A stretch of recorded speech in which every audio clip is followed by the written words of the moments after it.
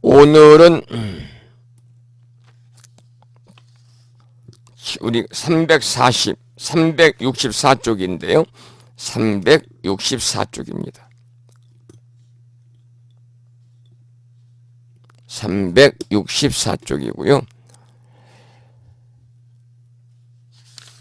우리가 이제 지난 시간에는 이제 신의 품 지금 공부하고 있습니다만은 이 믿음에 관해서 믿음에 관한 화엄경 현수품에 나오는 믿음에 관한 좋은 글이 많이 있는데 그 앞부분만 함께 우리가 지금 공부하는 시간을 갖고 있죠.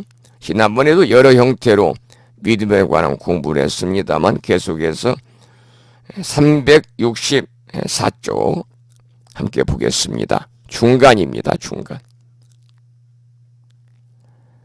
원리 재난 등문아니라. 거기에 이제 한자로 믿음에 관한 경구의 말씀이 있고 우리말로 해석을 해놨죠. 믿음은 재난입니다. 모두 제자 어려울 난자 모든 어려움을 등문아니다. 모든 어려움을 원리니까 멀리 떠나보낸다 그 말입니다. 믿음은 모든 어려움을 멀리 떠나보내서 등문안 아무것도 어렵지 않다. 그런 말이죠. 거기 읽어보면 이렇게 나와 있어요. 믿음이 강한 사람은 IMF보다 더 어려운 시기가 닥쳐와도 어렵다고 느끼지 않습니다. 보통 사람은 돈이 없다고 벌벌 떨면서 온갖 죽는 소리를 합니다. 그러나 믿음이 강한 사람은 돈이 조금밖에 없어도 마음이 흔들리지 않습니다. 어려워 죽겠다는 소리가 나오지 않습니다. 그저 그런가 보다 하고 오로지 부처님 가르침을 생각하면서 마음을 다스립니다. 믿음이 강한 사람은 시키지 않아도 땀을 뻘뻘 흘리면서 부처님께 3000배를 올립니다. 이런 신심이면 무엇인들 못하겠습니까? 생각 하나 고쳐 먹으면 간단히 해결됩니다. 수행하는 사람은 주변에 먹을 것이 넘쳐나도 하루 2끼만 먹고 5불씩을 합니다. 심지어 한 끼만 먹는 사람도 있습니다. 가난해서 그런 게 아니라 스스로 좋아서 하는 일입니다. 좋아서 하면 아무 문제가 되지 않습니다. 어려운 것이 아닙니다. 그래서 등문안, 즉 아무것도 어렵지 않습니다. 원리 재난 등문안입니다. 믿음은 온갖 어려움을 멀리 보내기 때문에 아무것도 어렵지 않다. 이제 이 경제적으로 어려운 IMF 시대 얘기가 나왔습니다만은 얼마 전에 제가 인터넷 뉴스를 보니까요. 2019년도가 내년인데 한 달밖에 남지 않았잖아요. 내년에는 금년에 비해서 더 경기가 위축이 된다고 그러네요. 그래서 2019년도에 우리 서민들의 삶이 좀 힘들어지지 않겠는가 이렇게 이제 경제학자들이 전망을 하고 있어요. 모든 경기가 침체가 된다고 그러니까요. 이럴 때일수록 우리가 좀 더 허리띠를 졸라매고 꼭 필요한 때만 지출을 함으로 인해서 또 슬기롭게 이 경제적인 어려운 시기를 잘 견뎌내야 될 것 같습니다. 자, 그러면은 365쪽을 보겠습니다. 믿음에 관한 화엄경 현수품에 나오는 내용들입니다. 신능 추출 중마루입니다. 믿음이라고 하는 것은 능이 신능이죠. 추출 중마루입니다. 이 중마루라는 것은 이제 무리 중자입니다만 여기서는 온갖 온갖 마귀 마자거든요. 온갖 마의 길에서 조출, 벗어나게 한다. 그러니까 믿음을 갖게 되면요, 온갖 유혹에 빠지지 않도록 스스로 자신이 자신을 잘 다스린다는 겁니다. 우리가 절에 다니면서 간혹 그런 얘기를 해요. 마장이라는 얘기를 가끔 합니다. 특히 이제 기도 중에 기도를 중간에 그만둬야 되는 일이 있다든가 뭐 그렇게 되면은 기도 마장이라는 얘기를 많이 하죠. 기도를 방해하는 그러한 뭐라고 그럴까요? 어떤 유혹이라고 그럴까요? 사실은 이제 이 기도의 마장도 믿음이 약한 사람들한테 오는 거예요. 왜냐하면 믿음이 약하니까 기도를 방해하는 달콤한 유혹에 빠지고 기도를 방해하는 달콤한 유혹에 휩쓸리게 되거든요. 우리가 이제 마장은 마구니가 수행을 방해한다 그런 말입니다. 그래서 사실은요, 어떤 사탄이라든지 또는 마귀가 실제 있는 게 아니잖아요. 여러분 사탄이나 마귀 봤습니까? 저도 본 일이 없어요.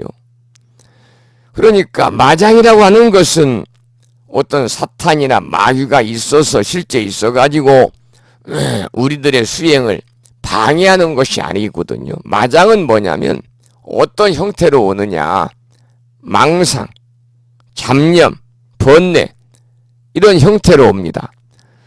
그 가운데 이제 과거의 잘못된 생각, 또 내가 살면서 참여를 통해서 잘못된 생각이나 잘못된 습관이나 잘못된 행위나 어리석은 생각을 버렸다고 생각했는데 그 뿌리가 다시 사라지지 않고 다시 되살아나는 것, 이런 것들이 소위 말하면 우리 삶에서 다가오는 마장이다. 그렇게 말씀을 드릴 수가 있으니까요. 우리가 이제 수행 중에 오는 그 마장은 어떤 사탄이나 마귀가 실제 있어서 우리의 수행을 방해하는 것이 아니라 내 마음자리가 산란스러워서 내 마음자리에 관세음보살님, 서가모니 부처님, 시장보살님, 불보살님이 자리해야 되는데 그 자리에 망상과 잡념과 번뇌가 자리하기 때문에 바로 그것이 이제 마장이 그런 형태로 오는 것이다 그 말이죠. 두 번째 보면 365쪽에 시연무상 해탈도다. 시연이라는 것은 뭡니까? 나타날 시자, 나타날 현자, 보일 시자, 나타날 현자. 나타나 보인다는 겁니다. 유상, 무상, 유의 없이, 유의 없는 해탈도, 높은 해탈의 길. 그러니까 믿음이라는 것은 유의 없는 높은 해탈의 길도 나타내 보이는 것이다. 신이 공덕 불괴종이라. 믿음이라고 하는 것은 공덕이 불괴종, 무너질 괴자거든요. 공덕이 무너지지 않는 종자가 된다. 중요한 말이죠. 그러니까 정말 믿음이 무너지지 않으려면은 우리들이 경전 공부라든지 불교 교리를 통해서 부처님 가르침의 이론적인 이해와 납득이 뒷받침되어야 되고 선행되어야 되고 근간을 이루어야 된다는 겁니다. 믿음은 공덕이 무너지지 않는 종자가 된다. 그 다음 신능생장 보리수라. 믿음이라는 것은 능히 생장, 자라게 한다는 겁니다. 무엇을? 보리수. 보리의 나무, 깨달음의 나무를 자라게 하는 것이 믿음이다. 그래서 이 보리의 나무는 뭐냐면 깨달음의 나무인데 내 마음속에 있는 깨달음의 나무를 우리가 보리의 나무다. 그렇게 말합니다. 내 마음속에 있는 깨달음의 마음. 그래서 믿음은 내 마음속에 있는 깨달음의 나무를 능히 자라게 한다는 거죠. 신능 증익 최승지라. 믿음이라는 것은 능히 최승지, 가장 수승한 지혜를 정익시킨다. 정익시킨다는 겁니다. 지혜가 끝이 없이 자꾸 더해가고 더해간다는 거죠. 그러니까 믿음은 수승한 지혜마저도 더 키운다는 거죠. 그 다음에 신능시연 일제불이라. 믿음이라는 것은 나타내 보이는데 뭘 나타내 보이느냐? 일제불. 일체불이죠. 일체불. 일체 부처님을 나타내 보인다. 일체 부처님. 거기 이제 오자가 나왔네요. 일체인데 일체라고 나와 있죠. 온전체자인데요. 그 다음에 시고 의행 설차제라. 이런 까닭에 시고 그런 말은 이런 까닭에 고로 그러므로 그런 말이잖아요. 이런 까닭에 수행하는 데 따라서 그 순서를 말하면 차제지요. 신락 최승 심난득이라. 믿음에 의한 즐거움이 가장 수승하며 가장 얻기 어려운 것이다. 그 말입니다. 수행하는 데 있어서 여기서는 계속 믿음에 관한 얘기를 강조하고 있습니다. 수행하는 데 믿음이 가장 중요합니다. 청정, 흔들리지 않는 청정한 믿음이 있어야 우리가 수행하면서 알게 모르게 다가올 수 있는 그러한 장애를 넘어서 한 걸음 한 걸음 우리가 정진해 나갈 수가 있다. 그 말이죠. 여기서 이제 잠깐 이 말씀을 좀 부연해서 설명을 좀 드리면요. 이 불교의 핵심이라고 그럴까요? 불교의 요체라고 그럴까요? 그러면 우리는 신의 행정을 이야기합니다. 신의 행정. 이게 가장 중요한 겁니다. 우리가 신의 행정이라는 것은 이제 이 불교의 목표가 여러분 뭐라고 생각하세요?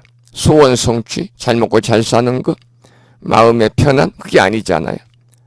불교의 목표는 구경열반이지 않습니까? 깨달음, 부처가 되는 것, 모든 번뇌를 여의고 열반에 이르는. 그러니까 이러한 불교의 목적을 이루기 위한 과정이 바로 이제 신의 행정이에요. 믿을 신자, 풀해자, 행위행자, 그리고 이제 마지막 증자는 우리가 이제 증거, 증명할 때 이제 쓰는 증거증자를 씁니다마는 불교의 목적은 사실 이제 결과적으로는 구경열반이지만 그 세부적인 내용을 들여다볼 때는 바로 이제 이고등락. 그러니까 우리가 구경열반이라고 하는 것은 완전한 행복을 말한단 말이에요. 그러면 불교의 목표는 일체 중생의 이고등락, 괴로움을 여의고 즐거움을 득하는 상락과정. 더불어 이제 결론은 완전한 행복 구경열반인데 우리가 그 기본이 바로 이제 믿음입니다. 믿음. 부처님 가르침에 대한 확고한 믿음이 있어야 됩니다. 누가 뭐라고 그래도. 그 다음에 행위죠. 그 목표를 이루기 위한 수행 방편을 얘기합니다. 믿음은 우리가 이제 지난 시간에 말씀을 드렸습니다만 신이 공덕, 신이 도원 공덕무효, 장양일체 제선법이다. 그래서 믿음은 도의 근원이며 공덕의 어머니다 라고 지난 시간에 공부했잖아요. 신이 도원 공덕무효, 장양일체 제선법이다. 믿음이라는 것은 도의 근원이며 공덕의 어머니다. 뿐만이 아니라 믿음은 단재, 의망, 출애유며 개시, 열반, 무상도다. 모든 착함을 잘 길러내며 의혹의 그물을 끊어버리고 애착의 물결에서 벗어나게 하며 열반에 일하는 최상의 길을 열어 보이는 것이 믿음이라고 그랬습니다. 그럼 행은 뭐냐? 참 진리는요, 영원한 자유입니다. 완전한 행복인 불교에서 말하는 중도 연기법인데 우리의 마음이고 불성입니다. 그런데 그것은 우리의 수행을 통해서 깨달을 수가 있는 거죠. 이러한 신을 근본으로 해서 열반에 이르는 수행 방편이 바로 뭐냐면 이제 시인의 행증이라는 겁니다. 시인의 행증. 그래서 우리가 믿음을 가지고 부처님 가르침을 우리가 잘 이해해야 됩니다. 알고 있으면 뭐합니까? 실천으로 옮겨야 됩니다. 알고도 실천으로 옮기지 아니하면요, 모르고 실천으로 옮기지 못하는 사람보다 더 많은 업을 짓는 겁니다. 그래서 신의 행, 그럴 때 마지막에 이제 우리가 추구하고 있는 완전한 행복, 구경열반, 깨달음의 길, 성불의 길, 부처님의 길로 우리들이 한 걸음 한 걸음 다가갈 수가 있는 것이 바로 불교에서 말하는 시인의 행증이죠. 시인의 행증. 바로 이제 시인의 행증이라고 하는 것은 우리 불교에서 꼭 필요한, 우리는 이 시인의 행증을 바탕으로 해서 대승불교권에 있는 불자들이니까 상구불의 하와 중생, 위로는 깨달음을 구하고 아래는 중생을 제도하고자 부단히 우리가 노력을 해야 되고, 또 우리가 신심과 신행을 통해서 우리들이 신의 행정을 바르게 따른다면 어떠한 수행 중에 어려움이라든지 우리의 삶에 알게 모르게 다가오는 그러한 힘든 일들도 우리들이 지혜의 안목으로 거뜬히 우리들이 이것을 이겨낼 수가 있는, 그러니까 불교 수행인 근본 방식은 신의 행정인데 이것은 부처님을 믿고 따르고 이것을 실천하는 것을 말합니다. 부처님을 믿고 따르고 그것을 실천하는 것이다. 신의 행정이라는 것은요, 이 중에 첫 번째는 신인데 이건 뭐냐면 부처님의 가르침을 알아가는 거예요. 우리들이 부처님 가르침을 그냥 쉽게 알아갈 수는 없잖아요. 공부해야 됩니다. 경전을 공부하고 스님의 법문을 듣고 또 이렇게 불교대학이나 또는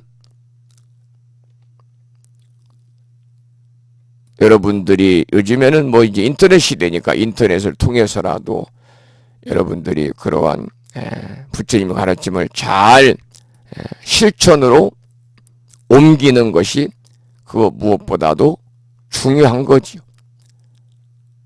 그럴 때 우리들이 구하고자 하는 그 마지막 영원한 행복은 우리 앞에 이제 겨울이 지나면 새봄이 오듯이 우리 앞에 문을 활짝 열고 기다린다는 겁니다. 자, 그러면 이제 다시 365쪽으로 내려가서 제일 밑에 보면 이게 나와요. 수행하는 데는 믿음이 가장 중요합니다. 각자님께서도 그런 말씀을 올리셨잖아요. 수행하는 데는 믿음이 가장 중요한. 그렇기 때문에 화엄경 현수품에 나오는 믿음에 관한 경구의 말씀을 지금 계속해서 여러 형태로 여러분들과 함께 공부하고 있는 거예요. 수행하는 데는 믿음이 가장 중요합니다. 흔들리지 않는 청정한 믿음이 있어야 장애를 넘어서 한 걸음 앞으로 나아갈 수 있습니다. 그래서 보살 수행의 52가지 계획 가운데 제일 앞에 10가지가 믿음입니다. 그러면서 십신, 십주, 십행, 십휴양, 십지, 등각, 묘각의 52계위가 있습니다. 이렇게 나와 있어요. 이 52계위에 관해서는 우리가 보살의 52계위라고 그러잖아요. 화엄경에 나오는 얘기인데 전에 공부했어요. 화엄경에서는 방금 이 경전에 나온 것처럼 십신, 십주, 십행, 십휴양, 십지. 그 다음에 이제 거기에다가 이게 50이거든요. 십신, 십주, 십행, 십휴양, 십지. 10가지씩 5개니까 5 곱하기 10은 50입니다. 여기에다가 등각과 묘각을 합해서 52라고 그래요. 그러니까 십신은 뭐냐면 보살이 수행하는 이 믿을 신자거든요. 여기도 그렇게 나와 있잖아요. 보살 수행의 쉬운 2가지 계획 가운데 제일 앞에 10가지가 믿음입니다. 그것이 열십자, 믿을 신자, 십신입니다. 그러니까 십신은 한마디로 보살이 수행하는 계위 52위 중에서 처음에 10위를 말하는 것인데, 부처님의 교법을 믿어서 의심이 없는 지위를 말합니다. 우리가 부처님의 교법을 믿어서 의심이 없어야 그 다음으로 넘어갈 수가 있어요. 그래서 부처님의 교법을 믿어서 의심이 없는 십신이 보살이 수행하는 계위 52위 중에 첫 번째 10위다. 그 다음에 11위에서 20위까지가 10주입니다. 10주. 10주.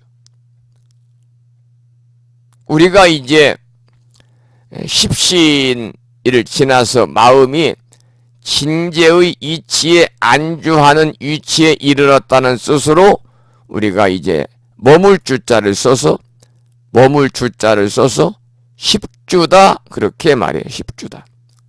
여기서 이제 진재라는 말이 나왔습니다만, 이 진재와 속재에 대해서는 제가 이 강의 시간에 몇 차례 여러분들에게 말씀을 드려서 오늘은 그 내용을 생략을 하도록 하겠습니다만, 제 강의를 이제 꾸준히 들으신 분들은 이제 진재와 속재에 대해서 어느 정도 이해를 하고 있지 않을까 그렇게 생각이 됩니다. 우리가 이제 진재 속재, 그런데도 또 들었어도 잘 이해가 안 되는 분들이 또 계실 수 있잖아요. 나이가 드시면 들을 때는 이해가 되는데 듣고 나면은 그냥 다 잊어버려요. 저도 그래요. 저도 나이가 들었다고 하면 안 되겠군요. 저보다 이제 대선배님들도 강의를 듣고 계시고, 또 속가루 아버님 같으신 학장님도 함께하고 계시는데, 그래도 어쨌든 간에 전에보다는 기억력이 자꾸 떨어지는 것 같고 이해도는 높아지는데요. 그래서 진재 속재에 대해서 전에 공부를 했지만 기억 못하시는 분들을 위해 잠깐만, 이것도 설명드리려면은 오랫동안 한 30분 말씀을 드려야 되니까 잠깐만 간략하게 말씀을 드리고 이해를 하고 넘어가야 되겠죠. 부처님께서는요, 설법을 하실 때 2가지 진리로 나누어 설하셨어요. 진재와 속재. 이 2가지를 합쳐서 이재다 그래요. 우리가 이 진재와 속재의 차이를 제대로 이해하지 못하면요, 부처님이 설하신 교설의 그러한 깊은 진실을 이해하기가 좀 어려워요. 재라는 것은 뭐냐? 진리입니다. 진리. 진리다 그런 뜻이에요. 그리고 진재는요, 절대적인 참진자니까. 재는 진리라고 그랬잖아요. 참진, 참진이에요. 참다운 진리. 그러니까 절대적인 진리죠. 이 말씀은 세속적인 입장을 초월한 진리다. 세속적인 입장을 초월한 진리. 그래서 절대적인 진리요, 세속적인 입장을 초월한 진리에는요, 진재에는 뭐가 있느냐, 뭐가 포함이 되느냐, 반야바라밀, 필궁자, 공, 진여, 해탈, 열반 이런 것들이 속해요. 여기에 비해 속죄는 뭐냐면 세속죄입니다. 세속적인 진리. 세죄라고 돼요. 세상에서 일반적으로 인정하는 세속적인 진리예요. 여러 가지 차별이 있는 현실 생활의 실상에 따라서 세속의 도리를 알기 쉽게 설한 진리. 그러니까 현실의 인과법이 적용되는 일상적 관념에서의 진리입니다. 이러한 이 세속적인 진리 속죄는 뭐가 포함이 되느냐? 무상, 무아, 고, 괴로울 고자죠. 이런 게 속해요. 그러니까 무상, 무아, 고는 속죄에서는 진리지만 진죄에서는 진리가 아니다. 이런 말씀을 드립니다. 그러니까 예를 들면요. 전에도 말씀을 드렸습니다만 사람이 늙어 죽는다는 사실은 어때요? 극히 자연스러운 현상입니다. 이것처럼 자연스러운 현상이 없어요. 제가 이제 출가하기 전에 저희 아버님께서 운명하시고 돌아가셨는데 그때 이제 저희 그 어머님의 사촌 오빠니까 저로서는 왜 당숙 어른이시잖아요. 근데 그분이 그 이 시단위에 학목과장님을 하시고 그 당시에 초등학교 교장선생님 하신 분인데 지금도 생생합니다. 아버님 그 이 빈수에 오셔가지고 아버님 이름을 부르면서 자넨들 자연의 섭리를 거역하지 못했구만. 사람은 누구나 생로병사의 자연의 섭리를 따라가는 법이네. 뭐 이렇게 말씀하세요. 지금 내가 출가하고 나 생각해 보니까 참 저 양반이 도인이구나. 그런 생각을 했습니다. 그러니까 사람이 늙어 죽는다는 사실은 생로병사한다는 것은 극히 자연스러운 현상이고 이러한 현상의 이치가 속죄에 해당이 돼요. 속죄. 그런데 반대로 참된 진리의 세계인 진재의 세계에서는 초자연적인 것을 말합니다. 초자연적인 것은 뭘 얘기하느냐? 늙어 죽어가는 늙음도 죽음이 없다는 거예요. 이것이 초자연적인 현상이에요.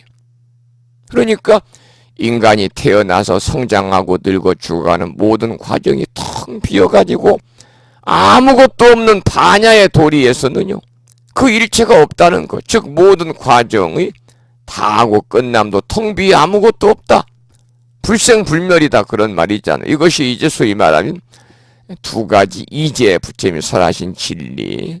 설법하실 때 두 가지로 나누어 설하신 진리. 진재와 속죄다. 그런 말씀이에요. 진재와 속죄다. 제가 지금 이제 52 계율을 설명을 드리다가 진재와 속죄에 관한 말씀을 드렸어요. 십신, 십주. 그 다음에 십행이 있어요. 십행. 십행은 십신과 십주를 지나서 21위부터 30위까지의 계율을 말합니다. 그러니까 보살이 십주위에서 불자의 인가를 얻은 뒤에 다시 이타의 수행, 나의 이로움이 아닌 상대방의 이로움의 수행을 완수하기 위해서 중생 제도에 노력하는 지위가 십행이에요. 참으로 중요한 거죠. 이타의 수행을 완수하기 위해서 중생 제도에 노력하는 지위다. 며칠 전에 부산에 사시는 어느 비구니 스님이 전화가 왔어요. 종단은 저와 똑같은 종단인데 한국의 태고종 비구니 스님이신데 나이는 저하고 같더라고요. 출가한 지는 이제 7년, 8년째고 늦게 출가를 해서. 그런데 이제 그동안 다른 절에서 기도 스님, 부전 스님으로 이렇게 수행을 하다가 이제 부모가 남겨준 부산 시내에 주택이 있어서 리모델링 해가지고 이제 사찰로 이렇게 이제 불사를 해서 본격적으로 자신이 절을 운영하면서 수행 정진하고자 그 개원법회 준비를 하는데 사실은 불심사에 와서 상의를 하고 싶었다. 근데 이제 아무래도 멀잖아요, 부산에서. 홈페이지에 와서 많은 자료를 보고 공부하고 있다.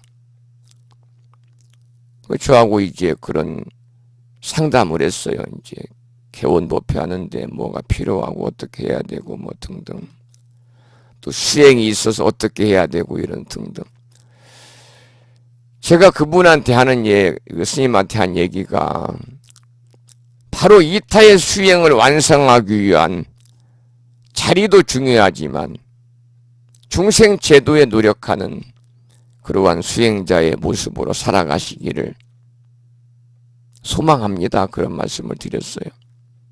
요즘에 보면은 물론 이제 스님들에 대해서 뭐 비리수첩이라든지 이런 데에서 어찌 방송국에서는 안 좋은 것만 이렇게 들춰내가지고 고발하나 모르겠어요.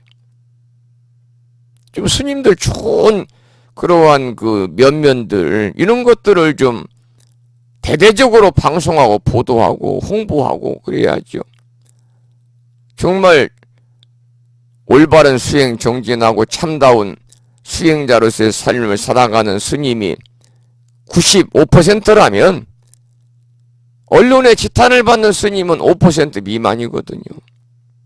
95% 스님은 이타의 수행을 완성하기 위해서 중생제도에 노력하는 분들이에요.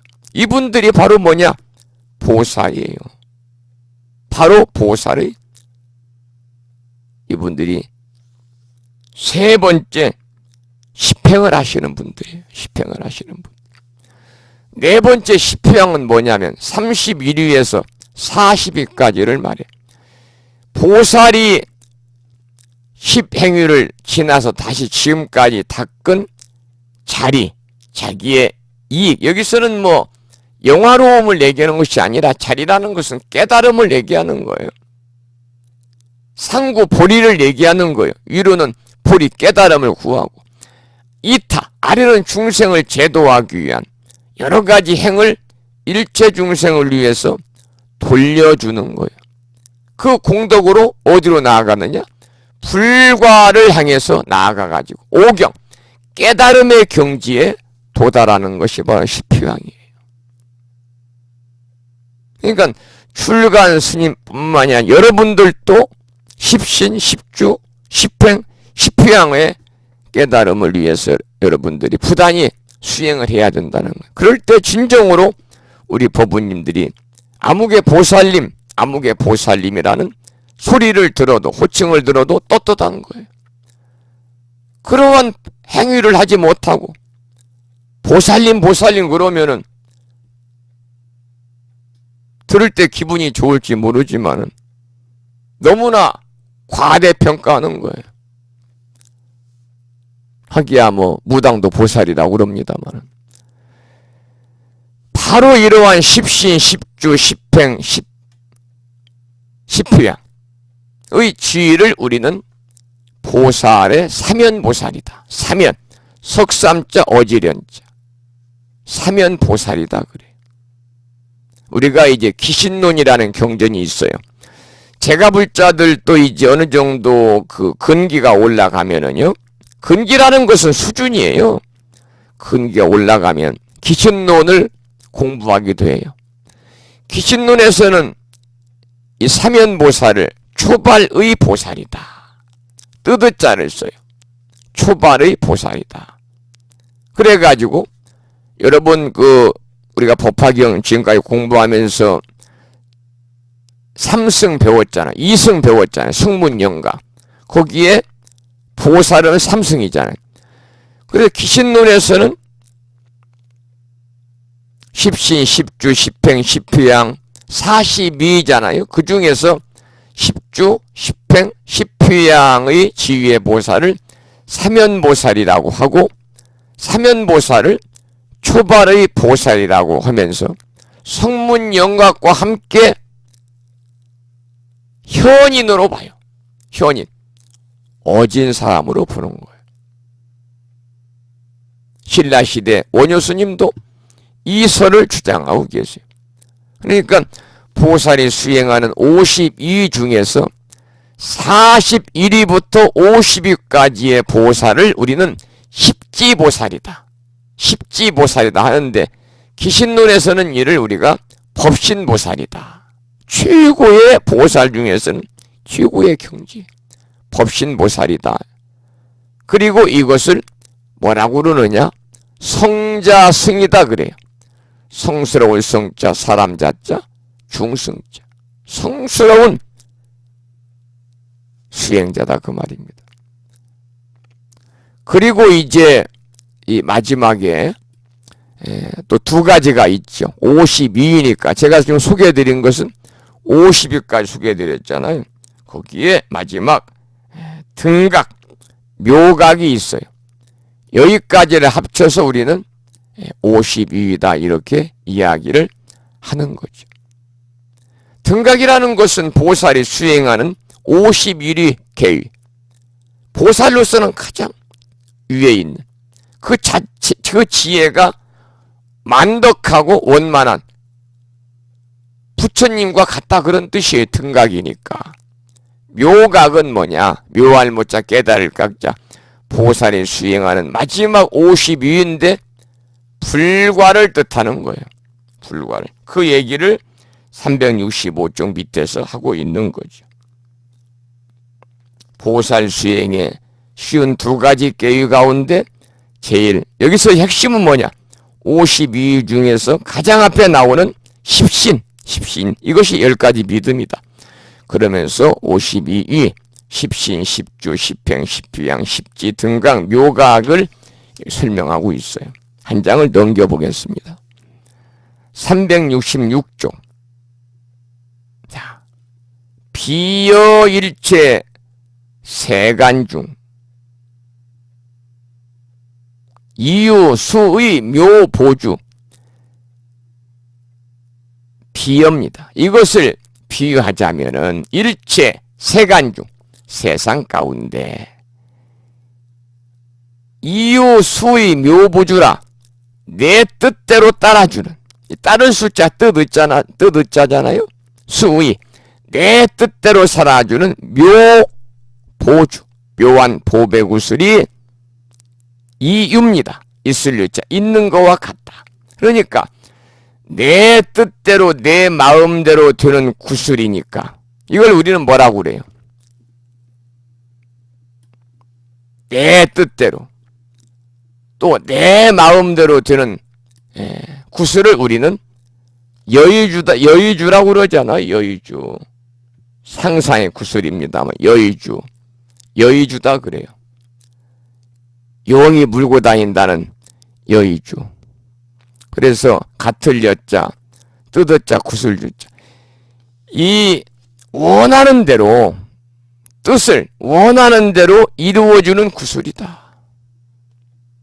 그래서 우리 불교에서는 여의 보주라고도 합니다. 보배부자를 써서 신령스러움과 기묘함을 표현하는 구슬인데 이것을 가진 자들의 모든 소원을 성취해준다는 그런 전설이 있는 전설 속의 구슬. 용의 턱 아래에 있다는 신기한 기술, 신기한 구슬. 이걸 여의주라고 그러죠. 이 여의주를 가지면 어떤 소원이든지 다 이루어준다고 하는 그러한 전설이 있지 않습니까? 그러니까 밥 나오라 하면 밥이 나오고 떡 나오라 하면 떡이 나오고 어디 가자 하면 금강 그곳에 가는 이런 신통 묘용을 갖춘 여의주와 같다 그 말입니다. 비여일체 세간중 이요수의 묘보주라. 이것을 비유하자면 일체 세상 가운데 내 뜻대로 따라주는 묘한 보배구슬이 있는 것과 같다. 여기까지가 화엄경 현수품에 나오는 믿음에 관한 구절, 신심에 대한 설명 중에서 가장 으뜸 뛰어난 설명이라서 예로부터 많이 이용되고 있는 내용들을 우리가 한문이 섞여서 조금 어려웠을지는 모르지만 지난 시간, 중간 시간부터 오늘까지 계속해서 많은 그러한 구절을 함께 공부했습니다. 이렇게 크고 높고 깊은 믿음이지만은 믿음만 있으면 맹목입니다. 눈이 멀어버려요. 그래서 바른 이해가 필요한 거예요. 우리가 이제 여러분 미신이라는 말을 많이 하잖아요. 미신. 이 미신은 맹목적인 믿음에서 오는 것이 미신이에요. 맹목적인 어떤 과학적이고 합리적인 근거가 없는 것을 맹목적으로 믿는 것이 우리가 미신이에요. 우리가 미자는 미혹할 미자를 써요. 그러니까 종교적으로 일반적이고 보편적임을 지니지 못하고 우리가 바르고 헛되고 이런 것들을 믿는 믿음이나 신앙을 미신이라고 그러잖아요. 여러분들이 제대로 우리가 공부를 하지 않으면요, 맹목적인 믿음을 하게 돼요. 그것이 바로 미신이에요. 그래서 바른 이해가 필요하다. 그러니까 신의 품이에요. 믿을 신자, 풀의 자, 이해한다는 거잖아요. 합당한 이치로 이해되는 것이 이해해자의 뜻입니다. 합당한 이치로 이해를 해야 됩니다. 경전을 공부하고 스님들의 법문을 듣는 것도 하나의 이해의 방법입니다, 여러분. 물론 믿음의 방법이기도 하죠. 우리가 경전의 한 구절 한 구절을 제대로 배우고 익히려면은 뭘 갖춰야 되느냐? 바른 믿음과 바른 이해를 갖춰야 된다. 그것이 신해다 그 말입니다. 그래서 신의 바른 믿음과 바른 이해는 새의 두 날개와 같다. 새는 두 날개가 있어야 훨훨 날 수가 있잖아요. 그래서 우리가 불자라면 마땅히 맹목적으로 믿어서 우리가 미신의 그러한 삶을 살지 말고요, 우리가 올바른 정법의 삶을 우리가 살아야 되죠. 그러기 위해서는 꼭 우리가 불교 공부를 해야 됩니다. 경전을 읽어서 또 법문을 열심히 듣고 그 이치가 합당하게 우리들의 마음의 자리를 잡아야 돼요.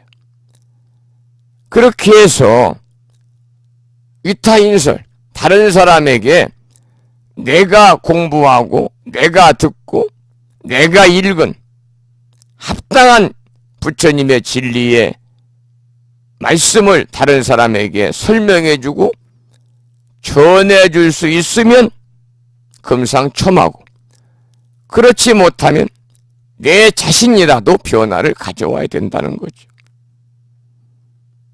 그렇게 할 때 신앙심이 흔들리지 않고, 그렇게 할 때 우리가 절에 다니고 공부를 한 불자로서의 변화된 삶 속에 다른 사람으로부터 존경받을 수 있는 그러한 성숙된 불자의 삶을 살아갈 수가 있어요. 그렇지 않고 우리가 바른 이해가 없이 맹목적으로 믿으면 미신이라니까요. 그건 위험한 거예요. 그런 분들은 어떤 계기를 만나면 신심도 무너지게 되어 있어요. 신심도. 다 남의 탓만 하고, 심지어 부처님 탓도 하고. 지금 수능시험 본 지가 지난 15일이니까 며칠 지났잖아요. 갑바이 부처님 도량에는 수많은 불자들이 한 가지 소원은 꼭 들어준다고 하는 대왕이신 갑바의 약살의 부처님을 부르면서 아들의 이름이 적혀 있는 수험표를 놓고서 밤새 철야기도 하고 삼천배 천배하고 약살의 부를 수없이 이었을 거예요. 내 자식만큼 부처님께서 한 가지 소원은 꼭 들어주신다니까 이번 수능시험에서 고득점을 획득하겠지. 그랬는데 이제 조금 있으면 결과 나오잖아요. 결과 나왔는데 엉터리로 나왔다. 그럴 때 믿음이 없는 분들은요, 맹목적으로 믿은 사람들은, 다른 이해 없이 맹목적으로 믿은 사람들은 신심을 잃어버려요. 신심을 잃어버려요. 이것은 뭐냐? 이치에 어두워서 생긴 일이에요. 인연법을 제대로 배웠으면 그렇게 신심을 잃어버리지 않아요. 내가 아무리 열심히 기도했지만 우리 아이가 성적이 못 미쳤구나. 그게 바로 인연법이에요. 우리 아이가 공부를 많이 안 한 결과구나. 심은 대로 거두는 거잖아요.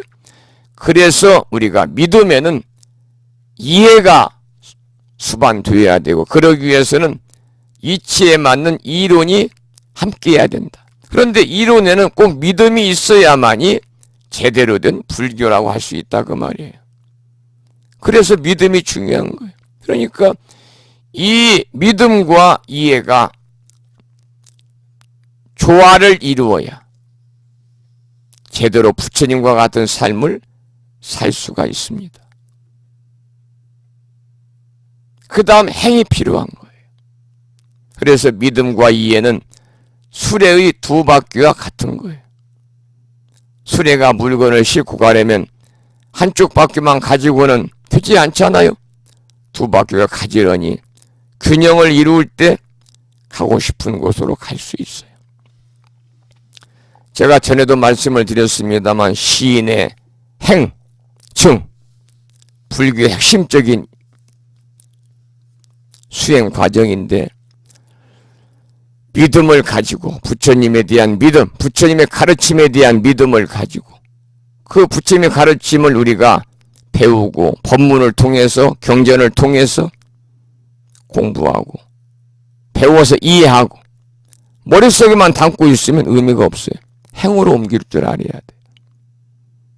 그래서 자꾸 말씀을 드리지만은 절집문턱을 5년 넘어 다닌 분하고 10년 넘어 다닌 분하고 30년 넘어 다닌 분하고, 절집문턱은 몇 년 넘어 다닌 지가 몇 년 안 됐지만, 이 말은 초심자지만 그래도 노부살님들보다 체계적으로 불교대학에서 불교대학원에서 경전 공부하고 불교의 이론을 공부하신 분들은요, 달라야 되는 거예요. 뭐가 달라야 되느냐?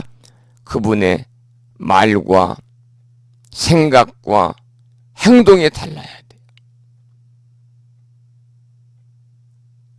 모든 그 사람의 행동과 말과 생각이 일반인들보다는 달라야 된다. 어떻게 달라야 되느냐? 부처님처럼 달라야 돼요. 부처님 닮아가려고 노력하는 삶을 살아야 돼요. 중생의 삶을 내려놓고 부처의 삶으로 올라갈 수 있는 그러한 사다리를 타고 가는 과정이 있어야 된다. 그런 말씀을 제가 자꾸 드립니다. 그렇지 않으면 지금 이 시간 오늘 또 결석하신 분들이 좀 계시긴 합니다만은 많은 우리 법부님들이 지금 9시에요.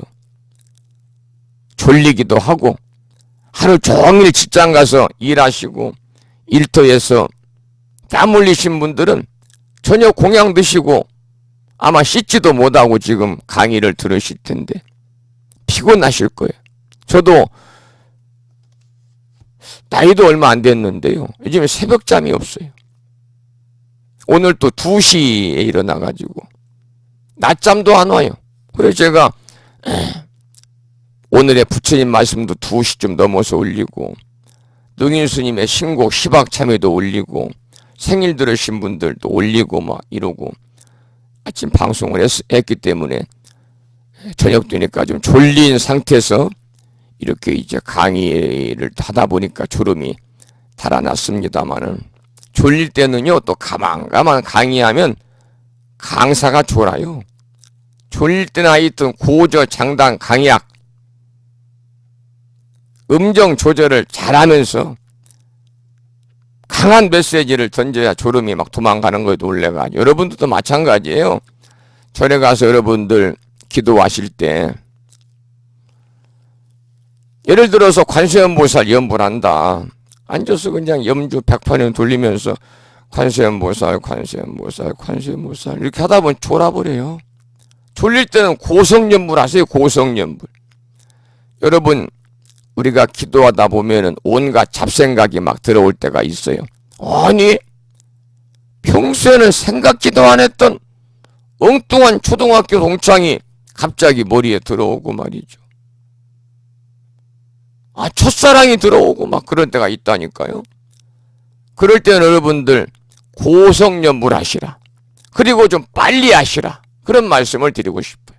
그러면 그 망상이, 그 삿된 생각이 침범을 못하고 놀라서 달아나는, 우리가 소리를 바락 지르면 놀래듯이 마찬가지예요. 여러분, 불공 드리고 법회 참석 예불 드릴 때 천수경 꼭 하잖아요. 천수경 원문을 하면 14분이요. 우리말로 하면 한 18분 걸리지 않습니까? 그런데 천수경 15분, 18분 하는 사이도 엉뚱한 생각들이 머릿속에 막 순간순간 들어올 때가 있어요. 여러분도 아마 그런 경험하신 분 계실 거예요. 그럴 때는 고성염불하시고 큰 소리로, 단체로 할 때는 혼자만 빨리 날 수 없으니까요. 고성염불하시면은 그 삿된 망상이 놀라서 달아나는 거예요.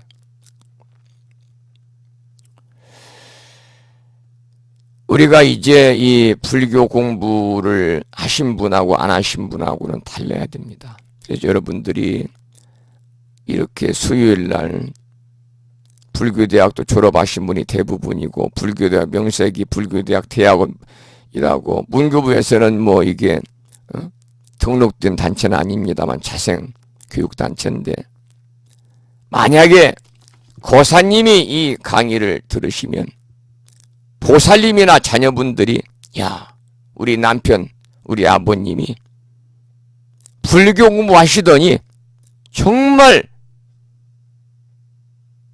단란이셨구나. 어떻게? 훌륭하게. 화도 안 내지. 상대를 배려하는 마음이 있지. 집안 식구들 잘 챙기지. 모든 면에서 인자하시지. 지혜롭지. 보살님들이 강의를 들으시면 남편이나 시어머니나 시아버지나 친정아버지나 친정어머니나 자녀분들이 칭찬, 칭송해야 돼요. 우리 며느리가 불교 공부하더니, 우리 아내가 불교 공부하더니, 우리 어머니가 불교 공부하더니 정말로 이 양반이 부처님 되셨구나. 이분이 진짜 관세음보살이구나. 이런 소리를 여러분이 들어야 됩니다. 그러기 위해서는 우리가 믿음을 가지고 부처님 가르침을 충분하게 받아들여서 이해를 통해서 그 이해된 내용을 실천으로 옮기면요, 계율 지키지요, 부처님다운 삶을 살지요, 보살의 삶을 살면 어디 조금도 못하고 부족함이 없는 거예요. 그러면 다른 사람으로부터 다 존경받고 칭찬받을 수가 있어요. 그래서 우리가 이제 이 신해, 지금 신해품 공부하잖아요. 신해품. 믿을 신자, 풀해자는, 해자는 이해자입니다. 풀해자라고 합니다. 그래서 신해는 믿음과 이해입니다. 믿음과 이해는 조화를 이루어야 된다. 그럴 때 우리가 제대로 부처님 같은 삶을 살 수 있다. 그래서 믿음과 이해는 수레의 두 바퀴와 같다. 그런 말씀입니다. 자, 그러면 이제 본문으로 들어가겠습니다. 367쪽입니다.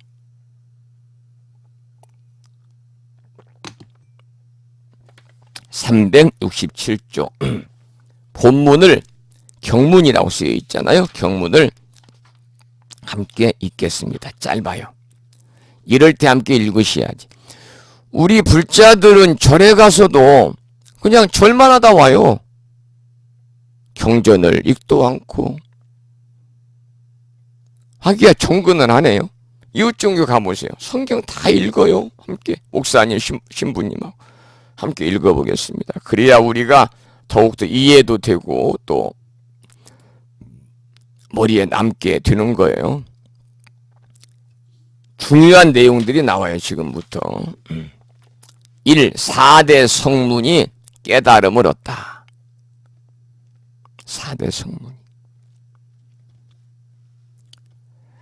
이때의 해명수보리와 마가전년과 마가섭과 마목건년이 부처님께 미증유의 법을 들었습니다.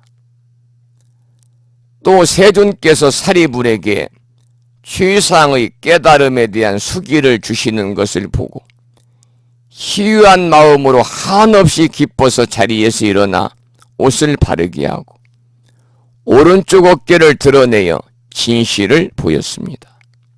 그리고 오른쪽 무릎을 땅에 대고 일심으로 합장하고 허리를 굽혀 공경하며 조난을 우러러 보았습니다. 여러분, 해명수보리, 마가전년, 마가섭, 마목건년 4대 성문이에요. 10대 제자들이에요. 이분들이 부처님께 미증유의 법을 들었다. 미증유의 법이라는 것은 지금까지 한 번도 들어본 적이 없는 부처님 법을 들었다 그 말이에요. 그리고 이제 제일 밑에 보면은 허리를 굽혀 공경하며 조난을 우러러 보았다. 조난이라는 것은 높을 존자, 얼굴 한자. 자기가 자기 얼굴 뭐 조난이라고는 안 해요. 남의 얼굴을 높여서 이야기할 때, 남의 얼굴을 높여서 말할 때 조난이다 그래요. 자, 그러면 368쪽의 해설문을 함께 보면서 공부하겠습니다. 여러분, 해명수보리가 나왔잖아요. 금강경의 주인공입니다. 수보리 장로, 해명수보리 장로. 우리가 이제 스님들 법문에도 보면, 법문이라네요. 스님들 법명에도 보면은 가끔 이제 해명 스님이라는 분도 계시고 그래요. 해명이란 말을 우리 불교에서는 많이 써요. 해명은 뭐냐? 해자는 지혜자를 써요. 지혜자. 지혜자에다가 명자는 목숨 명자를 써요. 해명 목숨 명자를 씁니다. 불법의 명맥이다. 그러니까 이 지혜자잖아요. 지혜를 목숨 명자니까 생명에 비유하는 거예요. 불법의 명맥. 우리가 이제 벌써 불리기 2563년이 내년이에요. 그 2563년 동안 불법이 명맥을 지금 이어가고 있잖아요. 이것이 영원해야 됩니다. 지속적으로 영원히 없어지지 않고 맥을 이어나가야 됩니다. 그러기 위해서는 우리 기성세대들의 역할이 중요해요. 우리만 절에 다니고 우리만 불자를 삶을 살면 끝이다. 여러분이나 저나 살면 얼마나 살겠어요? 앞으로 100년을 더 살겠어요? 앞으로 50년을 더 살겠어요? 지금 60되신 분들은 많이 살아야 한 30년. 그렇지 않겠어요? 90. 또 100세 시대면 140년. 그리고 나서 불교가 존속하지 못하고 계속 이어지지 못하면 어때요? 불교는 이 땅에서 맥을 이어가지 못하니까 목숨이 끊어져 버리는 거예요. 그러니까 우리가 믿는 불교가 해명, 부처님의 그러한 지혜가 계속해서 이어져 나가기 위해서는요, 불법의 명맥을 이어가기 위해서는 우리들이 후손들에게 2세, 3세들을 불자로 만들어야 될 그러한 포교와 그러한 전법의 책임과 의무가 있습니다. 저는 가장 반갑고 고마운 분들이 어떤 분들이냐면 손주를 낳았어요. 손주. 저한테 이제 이름 좀 지어달라고 제가 장명은 해요. 장명은 해드립니다. 그건 미신이 아니니까. 부처님께서 뭐 장명도 하지 말아라 그런 말 안 했어요. 점치거나 미래를 예견하지 말아라 그런 얘기는 했어요. 점을 보거나 미래를 예견하지도 말고 점을 예견해 주지도 말고 점을 보거나 미래를 예견해 달라고 말도 하지 말아라 그랬어요. 자바암경에서. 근데 이름은 줘줘요. 이름을 부탁할 때 저한테 스님, 우리 큰아이가 이번에 아이를 낳는데 여자아이인데 손녀를 봤는데 제가 연월 일시가 사주가 이런데 이름 좀 줘주세요. 그리고 이름을 지면서 스님이 불명도 함께 지어주세요. 아, 이런 분들은요 정말 고마워요. 그런 분들은 애기 100일날 제가 내복이라도 한번 사서 보내드리고 싶어요. 얼마나 고마운지. 또 어떤 분들이 고맙냐면 스님, 우리 가족들 불명 좀 지어주세요. 그래서 전 가족이 거사님, 보살님, 따님, 아드님 전부 다 늦게라도 불명을 받아서 불명을 불러주고 불명증서를 보관하는 분들이 있어요. 부심사에 제가 지금까지 557명에게 불명을 지어드렸습니다. 557명. 이 중에는 갓난 아기도 있고 80이 넘으신 90이 넘으신 어르신도 계세요. 금년에 52명에게 지어드렸어요. 그래서 내년에도 더 많이 지어드려가지고 내년에는 수계법표를 10월 마지막 주말에 꼭 하려고 생각을 하고 있고, 내후년에 여건이 되면은 보살계 수계법표도 하려고 생각을 하고 있어요. 보살계는 여기서 못하니까 비체 팰리스를 빌려야 되니까 식대라든지 뭐 등등 비용 때문에 준비를 좀 해야 되겠습니다만은, 제 목적은 불명 1000명을 지어드리고 세상을 뜨고 싶어요. 1000명. 1000명이 빨리 왔으면 좋겠어요. 여러분들 집안 아직도 제가 축원카드를 보면은요, 축원카드에 전 가족이 불명이 부심사선 축원할 때 꼭 불명과 이름을 함께 불러요. 이름보다 더 중요한 것은 부처님 이름이에요. 부처님 아들 딸로서 이름이에요. 불명이에요. 그래서 시간은 좀 걸리지만은 부심사에서는 주소, 건명, 곤명, 장남, 장녀, 차남, 그리고 불명, 무슨 생, 불명 이름을 이렇게 부르고 축원을 하는데, 지금도 축원카드에 불명 자리가 텅 비어있는 분들이 많아요. 저는 불명 부탁하는 분들이 고마워요. 제가 보면 힘들죠. 몇 시간 동안 그래도 멍청한 머리로 좀 짜내야 되니까 연구도 해야 되고 해가지고 다 정리해서 불명증서 인쇄해야 되고, 인쇄한 불명증서 다 포장해서 또 우체국 가가지고 택배로 보내야 되고 힘들지만은 불명 지어드릴 때가 가장 행복하고 출가한 승려, 출가한 중으로서의 자긍심을 느껴요. 제가 기뻐요. 그때가. 여러분들께서도 저에게 다른 기쁨을 주지 마시고 불명 지어달라는 부탁, 그리고 금년은 다 갔습니다만 이제 한 달 남았잖아요. 포교의 원력을 세워서 1년에 두 명이 어려우면 한 명이라도 꼭 여러분들이 포교를 해서 그냥 말로만 포교하지 말고 그 사람을 부처님들한테 이끌고 가서 그 절에 안착하고 내가 법회에 안 나가도 상대방이 나갈 수 있는 그런 여건이 될 때까지 여러분들이 옆에 서포터하고 도반을 챙겨두는 것이 진정한 포교다. 그런 말씀을 꼭 드리고 싶어요.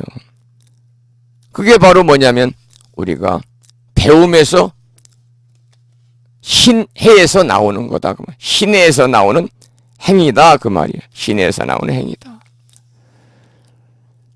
자, 그러면 해명수불이 해명 말씀을 드렸죠. 금강경 주인공이 장로수불이에요.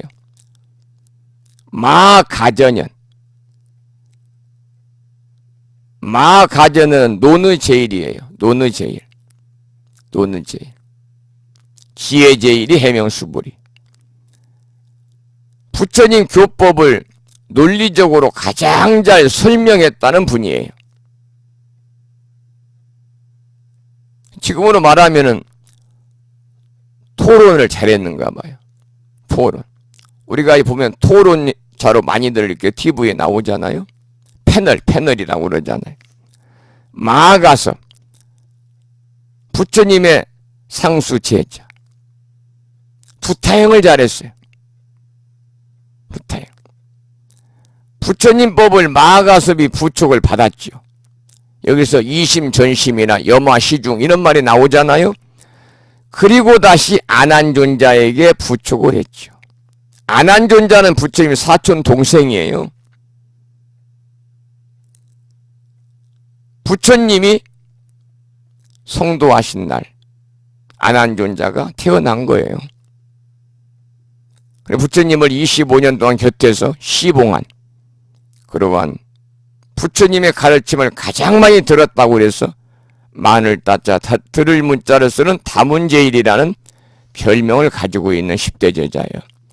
또 안한존자는 상나화수는 우바국다에게 차례로 불법을 전해서 지금까지 불법이 내려오고 있고 그 덕분에 여러분이나 저나 지금 이 법화경이라는 경전을 통해서 우리가 부처님의 가르침을 공부하고 믿고 이해하고 실천으로 옮기고 더 나아가서는 우리가 깨달음을 향해서 부단히 정진을 하고 있는 거다 그 말입니다.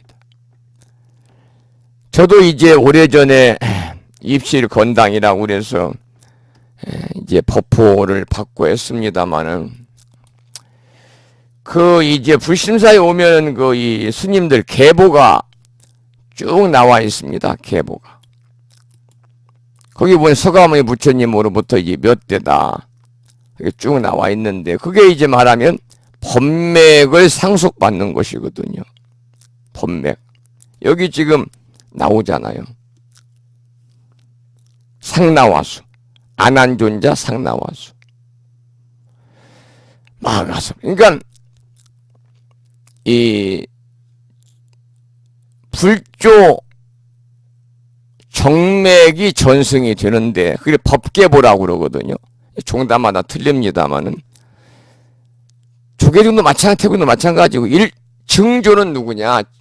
종조는 누구냐? 서가모니 부처님이.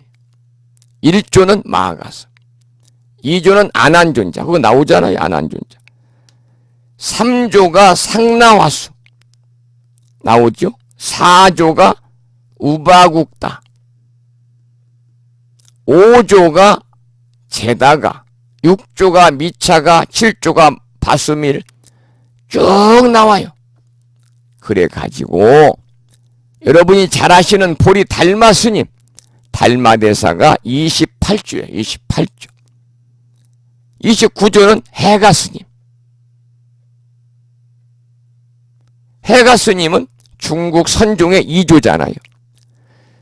부처님으로부터 법계가 30조가 3조 승찬대사. 한때는 문둥병 앓았던 31조가 4조인 도신 스님. 32조가 5조인 홍인대사. 33조가 육조 단경을 설하신 육조해능스님, 34조가 남학 휴양스님, 35조가 마조 도일스님, 36조가 백장 휴예스님. 백장 휴예스님은 여러분 뭐가 생각이 납니까? 일일 하루 일하지 않으면 하루 먹지 말아라, 그런 말이 있잖아요. 청규에 나오는 얘기잖아요. 그 다음에 이제 쭉 이어져 가지고 저 같은 경우는 이제 80조. 그러니까 저는 이제 세존승계 서가모니 부처님으로부터 80세입니다. 80조, 80세. 해동 달마 스님으로부터 53세. 태고 보국사로부터 23세. 그런 법맥을 상속을 받아가지고 진어라고 하는 법포, 당호를 받았죠. 자, 그리고 이제 그 다음 보면은요,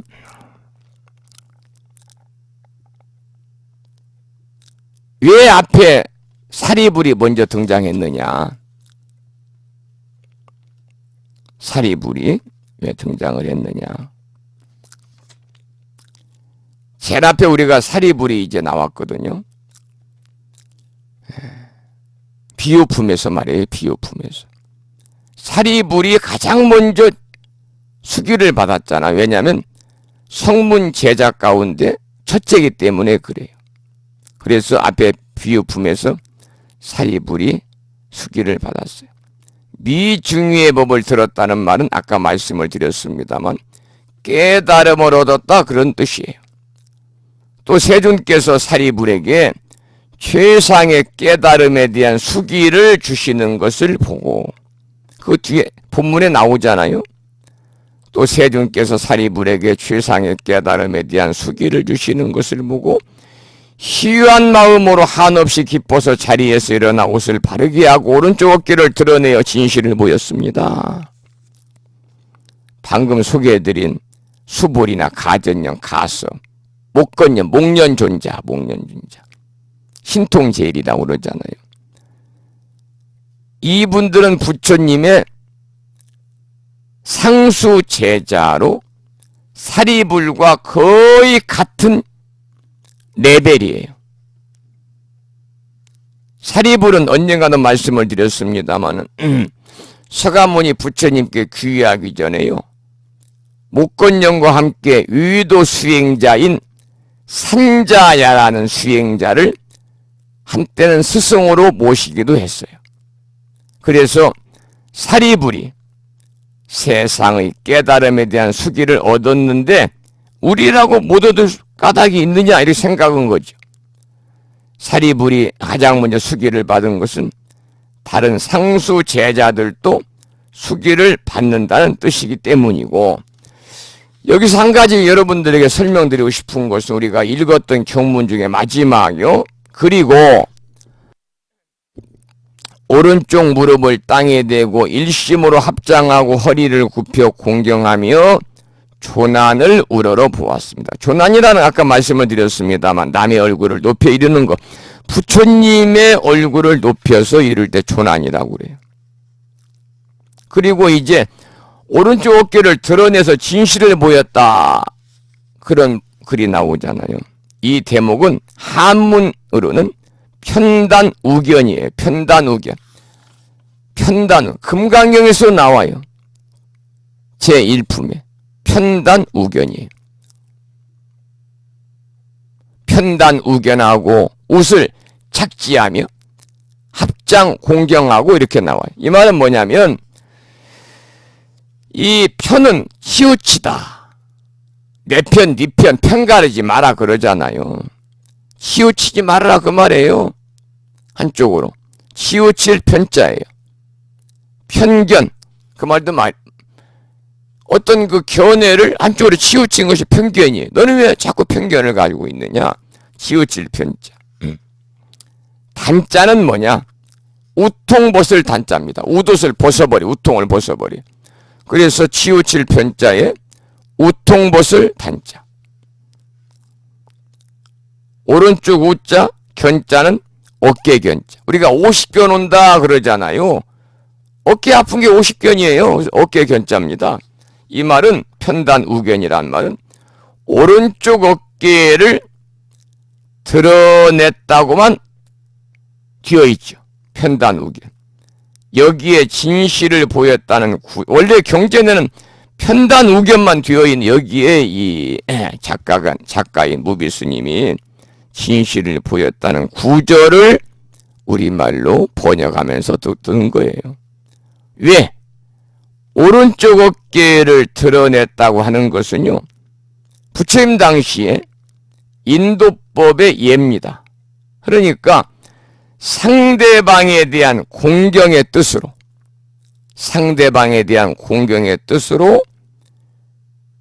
왼쪽 어깨에다가 법의를 걸치고 오른쪽 어깨는 드러나게 옷을 입는 예법이에요.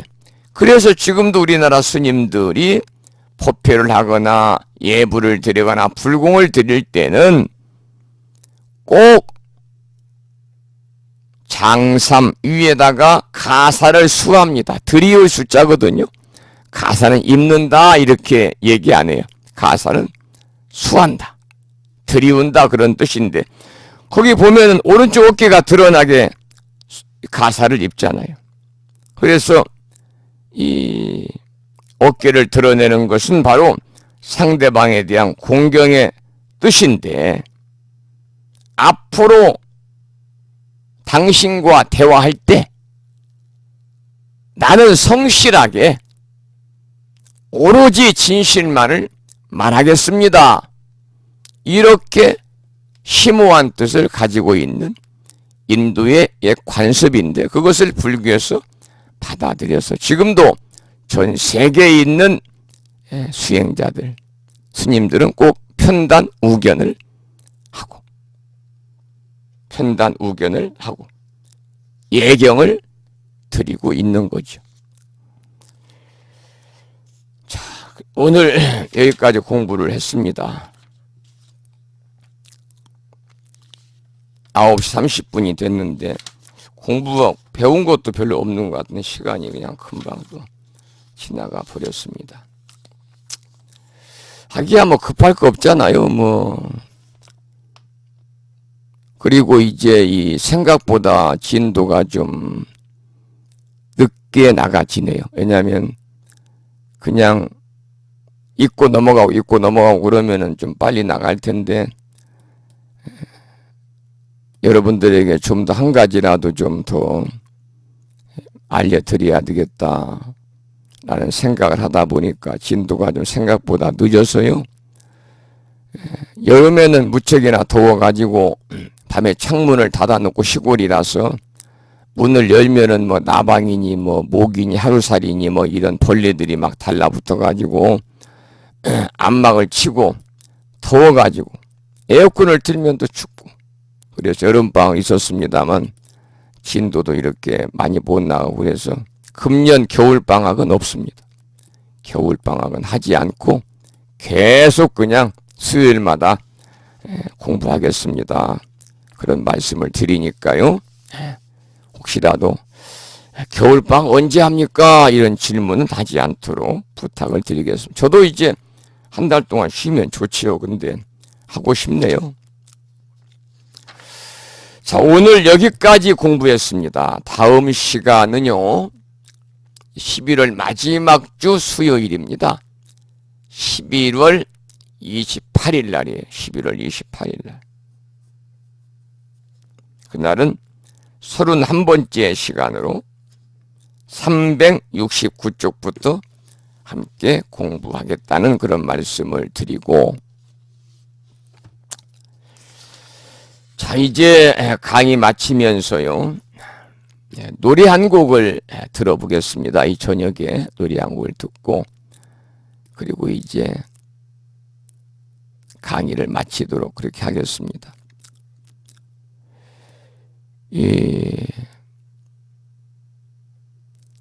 들으실 노래는요, 제가 항상 좋아하는 노래인데 좋은 인연이라는 노래를 듣겠습니다. 좋은 인연. 좋은 인연. 잘 들으시고 여러분들 모든 만남의 인연을 좋은 인연으로 승화시킬 수 있도록 내가 먼저 노력해야 되겠다. 이런 마음을 가지고 여러분이 일상의 삶을 사시면 첫째는 내가 행복합니다. 그리고 상대가 행복합니다.